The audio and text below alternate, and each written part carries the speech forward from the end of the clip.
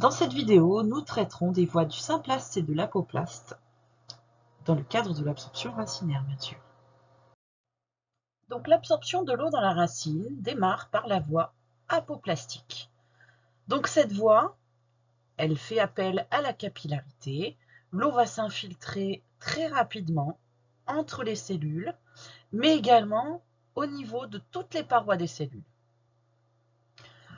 Le problème, c'est que cette voie apoplastique va être tout simplement arrêtée au niveau de l'endoderme, parce qu'il existe la bande de Caspari qui va tout simplement être une barrière complètement imperméable qui va empêcher toute l'eau qui rentre à toute vitesse de pénétrer dans le cylindre central. Ça évite ainsi que des substances toxiques, mais aussi des agents pathogènes, puissent rentrer dans le cylindre central et contaminer toute la plante. De ce fait, au niveau de chaque cellule et à tout endroit de l'écorce, on va avoir la voie symplastique, c'est-à-dire que de l'eau va rentrer dans les cellules et donc va être filtrée par la membrane cellulaire. Ainsi, ça permettra d'éviter tous les inconvénients dont nous avons parlé tout à l'heure, les agents pathogènes, etc.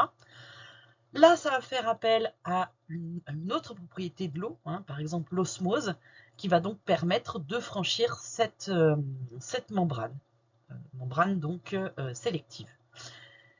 Et donc, évidemment, l'eau peut passer ainsi de cellule en cellule, elle n'est pas obligée de repasser à chaque fois cette membrane cytoplasmique. Il existe des passages entre deux cellules adjacentes qui s'appellent des plasmodesmes et qui vont permettre ainsi à l'eau de passer de cellule en cellule jusqu'à l'endoderme.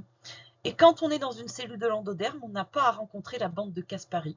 Et donc on atteint de ce fait le cylindre central et les vaisseaux du xylème. Et ainsi, l'eau va être véhiculée dans toute la plante.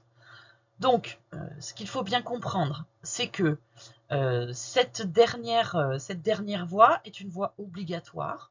Donc, l'eau s'infiltre très rapidement par la voie apoplastique, mais à un moment, est obligée de passer par la voie symplastique pour accéder au cylindre central et au vaisseau du xylème.